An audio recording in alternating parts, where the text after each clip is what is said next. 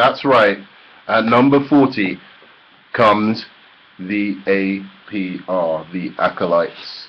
Well, these two are a really interesting group because obviously as a team they were very, very entertaining. I mean, I always look forward to their little skits in the bar and what they'd be up to and how they'd get in a fight with the local bars that the WWE was attending, you know, the city that it was attending that week. And obviously they really, really encapsulated what the Attitude Era was about.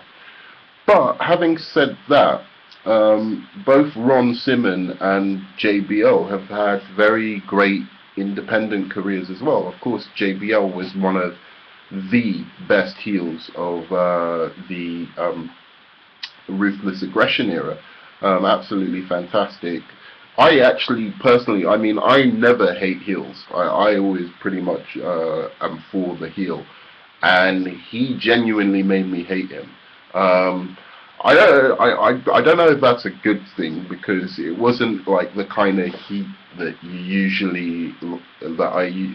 usually am for, which is like, you know, it's heat where, okay, they're making you hate them, but you still want to watch them. JBL was kind of on the other side for me, but he was fantastic. And looking back at videos now, I realize just how good a job he actually did on the mic. His in-ring skills were alright, but his mic skills were absolutely fantastic, and you know, getting heat for himself and making the baby face look great. He was really, really good at that. Unfortunately, he's they're quite low on the list, but one, because JBL, I don't think, put on as many classic matches as you would expect from one of the greatest heels of all time.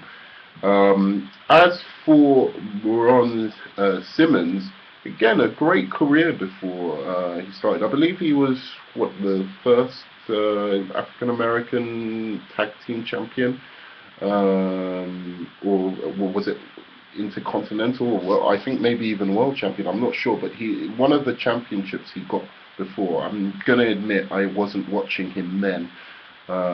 However, I do know that he was an instrumental part of the Nation, one of the most entertaining factions to ever come on, and controversial factions to ever come on TV.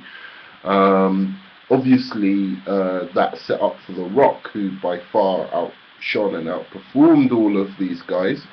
However, you know, you needed Farouk there, and Farouk was great, or Rob Simmons was great in terms of his reactions to The Rock. He really got, if you watch those tapes back, the way he responded to The Rock, it was so beautiful, and he was perfectly, almost purposefully non-charismatic in relation to The Rock. He was really everything The Rock wasn't, you know, a man's man, bruiser of a wrestler.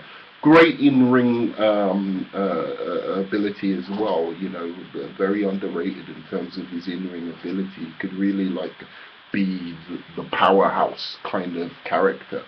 So altogether, I think, yeah, what a great team, the Acolytes, and what great individual superstars. I didn't want to clog up my top 40 list by putting them separately, because they were a great tag team as well. So I might as well put them together and mention both of them as one of the all-time greats. I salute you, and you know, cheers to the Acolytes. Great team.